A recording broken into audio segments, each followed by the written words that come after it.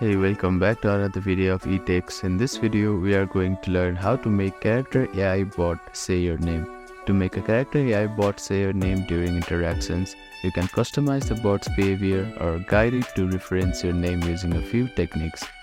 First is directly ask a bot to say your name. You can simply ask a bot to repeat your name or acknowledge it by saying something like, "Can you say my name?"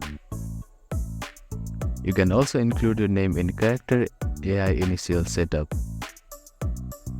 When creating or editing the bot, you can add a name as part of its backstory or predefined response pattern.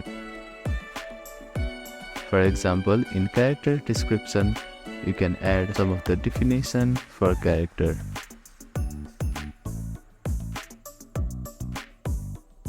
Type in this line and add a name here. And click on Save Changes.